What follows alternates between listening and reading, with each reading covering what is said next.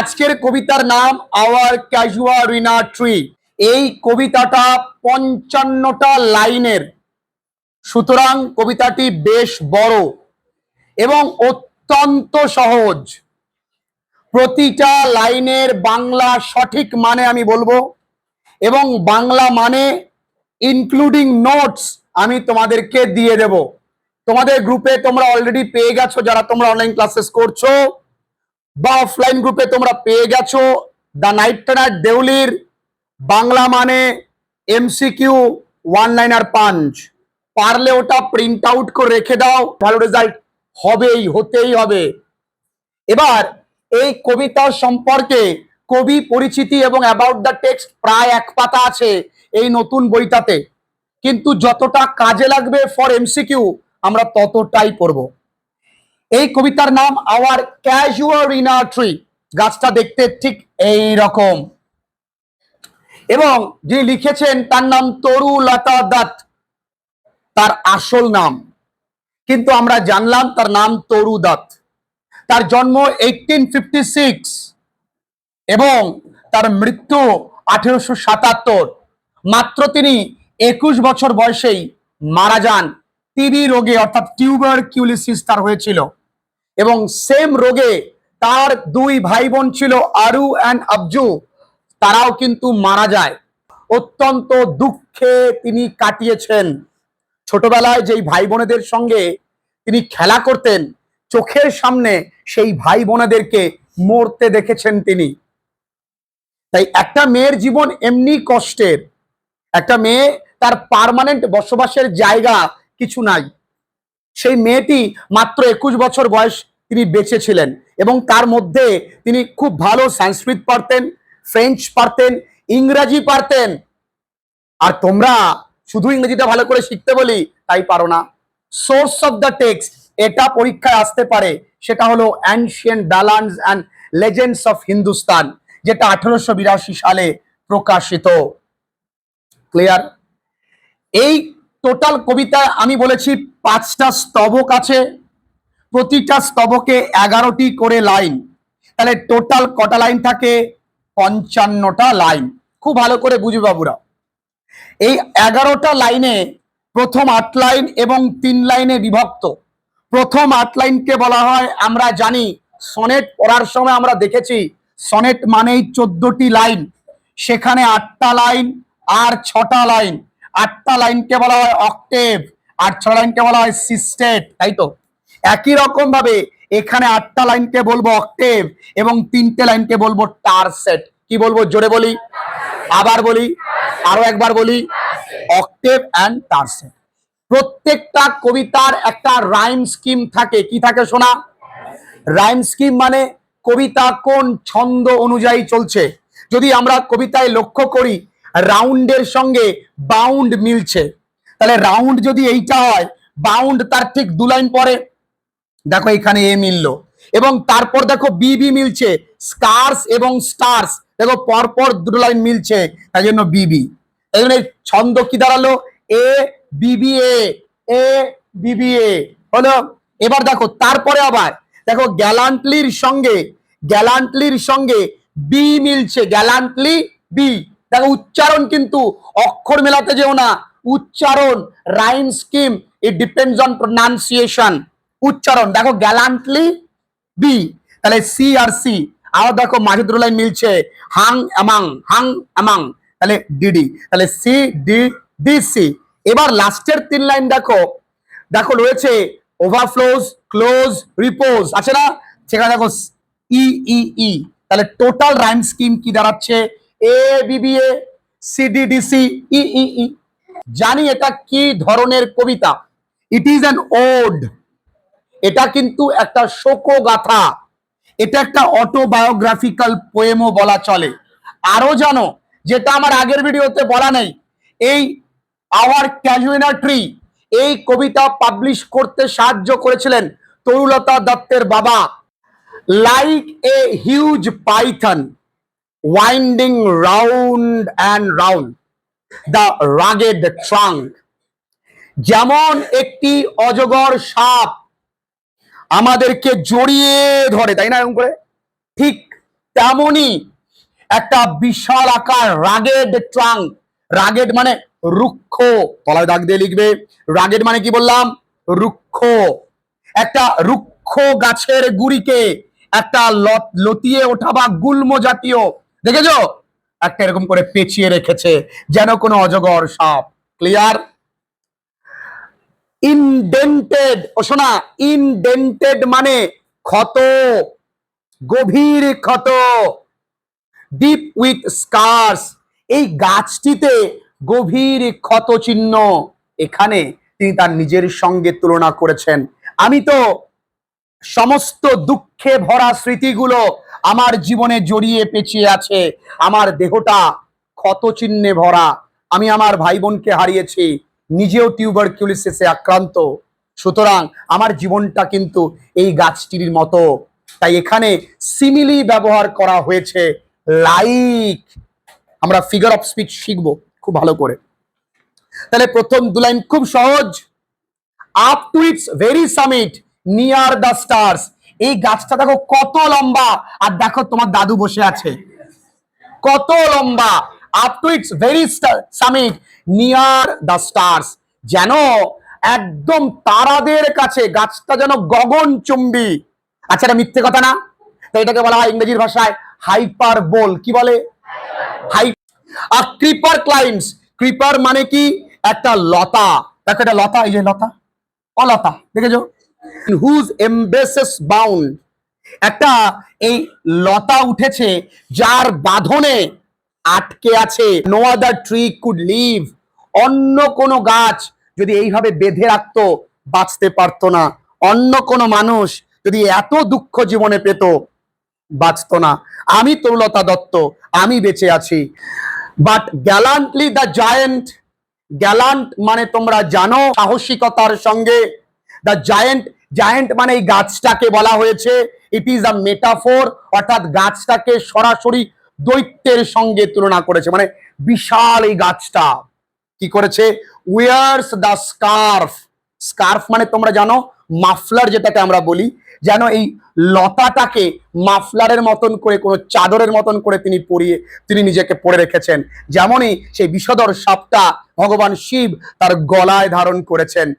The giant উইয়ার্স the scarf and the flowers are hung in crimson clusters, all the boughs among, এবং লক্ষ্য করে তোমরা দেখলে দেখতে পাবে যে flowers are hung, দেখো ফুলগুলো ঝুলছে, দেখতে পাচ্ছ ফুলগুলো কি সুন্দর, flowers are hung in crimson clusters, all the boughs among, সমস্ত গাছের ডালপালায়, ক্রিমসন মানে গাঢ় লাল বর্ণের, ঠিক আছে, ফুলগুলো ঝুলছে, হাং মানে কি, ঝোলা।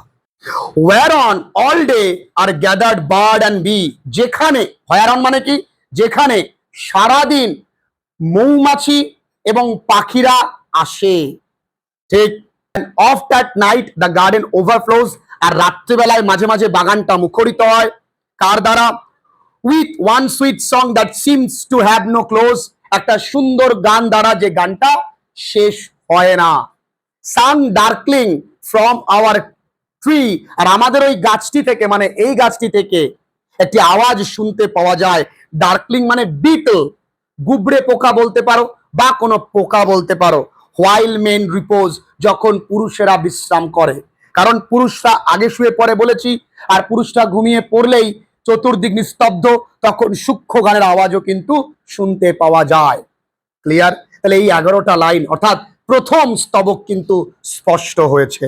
when first my casement is wide open thrown, যখন আমার জানলাটি প্রথম আমি খুলি, কখন, at dawn, ভোরবেলায়, my eyes delighted on it rest, আমার চোখ দুটো মুগ্ধ হয়, মোহিত হয় এর ওপরে তাকিয়ে, কার ওপরে, sometimes and most in winter, মাঝে মাঝে এবং বেশিরভাগ শীতকালে, on its crest, একটি গাছের ডালে, মানে এই গাছটার ডালটাতে, এই গাছটার ডালে কে বসে আছে, আ গ্রে বাবুন, একটা ধূসর বর্ণের বাবুন অর্থাৎ বাদর, ঠিক আছে, sit statue like alone, একা একা স্ট্যাচুর মতন বসে আছে, আমার কেউ নেই। দারুণ। ওয়াচিং দ্য সানরাইজ, সে কিন্তু দেখছে while অন লোয়ার বাউস, যখন এই অপেক্ষাকৃত নিচের ডালগুলোতে হিজ পিউনি, উচ্চারণ পুনি নয়, পিউনি অফ স্প্রিং, তার ছোট ছোট বাচ্চাগুলো, মানে তার ছাল পালরা, আধার কার্ড এখনো তৈরি করতে পারেনি, বাচ্চারা লিপ অ্যাবাউট অ্যান্ড প্লে, লাফালাফি করে এবং খেলা করে। And far and near kokilas hail the day, এবং ফার অ্যান্ড নিয়ার, দেখো ফার মানে দূরে, নিয়ার মানে কাছে, দেখো দুটো বিপরীত শব্দ না, এটাকে ইংরেজির ভাষায় বলা হয় অক্সিমোরন। জোরে বলো। দেখো দুটো একসঙ্গে বললে বাংলায় বলবো অনতি দূরে, কি বলবো, মানে খুব একটি দূরে নয়, সেটাকে বলা হচ্ছে ফার অ্যান্ড নিয়ার। ঠিক আছে, তো আমি এমন বলি না মোটামুটি, এটাও কিন্তু কাইন্ড অফ অক্সিমোরন। যাই হোক, খুব বেশি দূরে নয়, কোকিল পাখিগুলো হেইল দ্য ডে, দিনের যে শুভারম্ভ, হেইল মানে এখানে অ্যানাউন্স করা, তারা ডেকে বলে ওগো ওঠো, দিন হয়েছে, তাই না? কোকিল পাখিদের তো কাজ এই, এখন আর পাখির ডাকে না, মোবাইল ডাকে।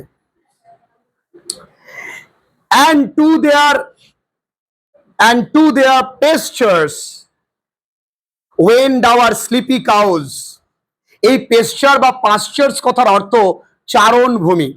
ওই পাখিগুলো যেখানে গান করছে বা যখন দিনের শুভারম্ভের ঘোষণা করলো, তখনই ওই মুহূর্তেই স্লিপি কাউজ, অর্থাৎ খুব সকালবেলায়, মানে ঘুমে ঢলছে, স্লিপি কাউজ মানে ঘুমে ঢলছে গরুগুলো, ওয়েন্ড মানে যাচ্ছে, ঢলতে ঢলতে কোন দিকে, টু দেয়ার পাস্চার্স, অর্থাৎ তৃণভূমির দিকে ঘাস খেতে।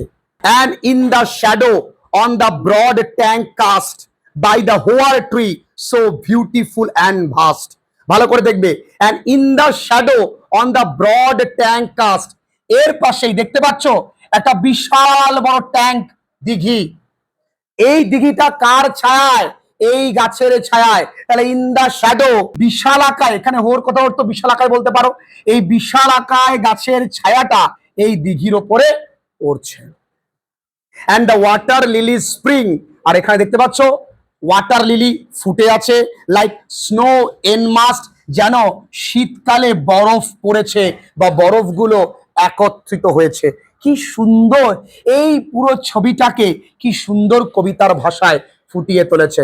আবার এই দুটো লাইন আমি আবারও বলছি, খুব সহজ line. And in the shadow on the broad tank cast, বলছে এই যে গাছের ছায়াটাকে বলা হচ্ছে in the shadow on the broad tank, cast মানে ফেলা, কি ফেলছে, বাই দ্যাট হোয়ার ট্রি, এই বিশাল গাছের দ্বারা যে ছায়াটা পড়ছে, ওকে, সো বিউটিফুল অ্যান্ড ভাস্ট, এই ছায়াটাও কিন্তু সুন্দর লাগছে, বিশাল এবং সুন্দর। আর কি আছে, দ্য ওয়াটার লিলিস, আর এই যে জলজ লিলি ফুলগুলো, স্প্রিং, স্প্রিং মানে ফুটে আছে, লাইক স্নো এনমাস্ট, যেন শীতকালে বরফগুলো একত্রিত হয়েছে। Not because of its magnificence dear is the casuarina to my soul, বলছে এই গাছের বিশালাকার চেহারার জন্যই এই গাছটা কিন্তু আমার কাছে প্রিয় না। তোমাদের কাছে এই গাছটার সুন্দরতার জন্য, বা এই হনুমানের প্রতি প্রেমের কারণে, বা এই বান্দরের আধার কার্ড করে দেওয়ার দায়িত্বের কারণে এই গাছটা তোমাদের কাছে প্রিয় হতে পারে, বাট তুমি মানে তরু দত্তের কাছে এগুলো কোনো কারণ নয়। কারণটা কি, বিনিথ ইট, এই গাছের নিচে, উই হ্যাভ প্লেইড, আমরা খেলতাম, দো ইয়ার্স মে রোল, যদিও অনেকটি বছর চলে গেছে, এবার তিনি তার অতীতের কথা রিকালেক্ট করছেন। এই গাছটির নিচে আমরা ছোটবেলায় খেলতাম, আমি, আমার ভাই আরু, আবজু, ভাই বোনেরা, কিন্তু আজকে তারা কেউ নেই, তাই তোমাকে ভালোবাসি। দো ইয়ার্স মে রোল, তার মানে কি, একটা রুটি যখন আমরা রোল করি তখন রুটিটা কিন্তু ফুরিয়ে আসে, তাই না? এই জন্য যদিও অনেকটা বছর শেষ হয়ে গেছে। ও সুইট কম্পেনিয়ান্স, ও আমার সোনা ভাই বোনেরা বা সঙ্গী সাথীরা, শুধুমাত্র নিজের ভাই বোনের কথা কিন্তু বলছে না, তার নিজের খেলার সঙ্গীদের কথাও তিনি বলছেন। লাভড উইথ লাভ ইন্টেন্স, কি গভীরই না ভালোবাসা ছিল, শৈশবের ভালোবাসা, শৈশবের বন্ধুপ্রীতি। এটা বয়সকালে গিয়ে হয় না। বয়সকালে মানুষ মানুষকে স্বার্থ নিয়ে ভালোবাসে, শৈশবে এবং বার্ধক্যে কোন রকম স্বার্থ থাকে না। ফর ইয়োর সেক, তোমারই জন্য, shall the tree be ever dear, গাছটা আমার কাছে প্রিয় আজীবন। দেখো, ব্লেন্ড উইথ ইয়োর ইমেজেস, এই ব্লেন্ড মানে কিন্তু মেশানো, মিক্সড করা। উইথ ইয়োর ইমেজেস, যখন আমার শৈশবের স্মৃতিগুলোকে তোমার সঙ্গে মেশাই বা তোমার সঙ্গে ভাবি, till the hot tears blind mine eyes, ততক্ষণ ভাবি যতক্ষণ আমার চোখ দিয়ে গরম সেই চোখের জল আমার চোখ দুটোকে বন্ধ করে দেয়। আমি যখন আমার চোখের জল পড়ে আমাদের কিন্তু চোখটা বন্ধ হয়ে যায়, আমার কাঁদবে না। What is that dirge like murmur that I hear, আচ্ছা কি সেই ডার্জ লাইক, এখানে ডার্জ মানে শোক, আর ডার্জ লাইক মারমার মানে শোকগাথা আওয়াজ, কি সেই দুঃখের গানটি যেটা আমি শুনতে পাই। Like the sea breaking on a shingle beach, এই সিঞ্জেল মানে অমসৃণ, যেমন সমুদ্র কোনো নুড়ি পাথরে ভরা সমুদ্র তটের উপরে আছড়ে পড়লে যেমন একটা আওয়াজ হয়, খুব সুন্দর তুলনা। সমুদ্র যেমন সমুদ্রের ঢেউ নিয়ে যখন কোনো নুড়ি পাথরের পরে আছড়ে পড়ে তখন যে আওয়াজটা হয়, সেই রকমই একটা দুঃখে ভরা আওয়াজ আমার মনে সব সময় বেজে ওঠে। It is the trees lament, এটা এই গাছটারই দুঃখ, গাছটারই দুঃখের বহিঃপ্রকাশ। এই গাছটা তো অনেক কিছুর সাক্ষী। এটা তরুলতা দত্ত, এটা আরু আবজু, তারা খেলছে, আরো অনেকেই তারা ছিল, এই গাছটা দেখেছে, এই গাছের কাছেই হয়তো তাদেরকে সমাধিত করা হয়েছে। তাহলে কতটা সহ্য করেছে এই গাছটি বলো। অ্যান্ড এরি স্পিচ, এই উচ্চারণটা কি এরি, এরি মানে ভুতুরে, একটা ভুতুরে আওয়াজ। কেন কেন ভুতুরে আওয়াজ? আমি আগে থাকতাম ভারতে, এখন ভারতে আমি থাকি না, তবুও সেই আওয়াজটা পাচ্ছি, তাহলে তো ভুতুরে আওয়াজই এটা। দ্যাট হ্যাপলি মানে perhaps to the unknown land may reach, যদি ভুতুরে না হতো তাহলে সম্ভবত এই আননোন ল্যান্ডে, অর্থাৎ তিনি বর্তমানে ফ্রান্সে থাকেন, সে আননোন ল্যান্ডে এই সেই শৈশবের আওয়াজটা স্মৃতিরূপে আমার কাছে আসতো না। এই কবিতার ইম্পর্টেন্ট পয়েন্টস লেখা আছে। এই কবিতার আমার নিজের হাতের লেখা, এগুলো না, মানে হাতের লেখা না, মানে নিজে লিখে দিয়ে টাইপ করেছে লোকে। দেখো, যেমন একটি অজগর সাপ কাউকে পেঁচিয়ে ধরে, তেমনি একটি লতা একটি রুক্ষ ক্যাজুরিনা গাছের গুড়িকে জড়িয়ে ধরেছে আগা পর্যন্ত, যেটা আকাশ ছোঁয়া। একদম আমার লেখা, এর বাংলা মানে, ঠিক আছে। ওয়ার্ড নোটস, ঠিক আছে। One liner punch, figure of speech, MCQ, সবই এখানে দেওয়া আছে। এগুলো কারা পাবে? যারা ক্লাসেস করছে তারা পাবে। দেখো, সুন্দর করে এমসিকিউ এখানে উইথ অ্যান্সার সবটাই পেয়ে যাবে যারা তোমরা ক্লাসেস করছো।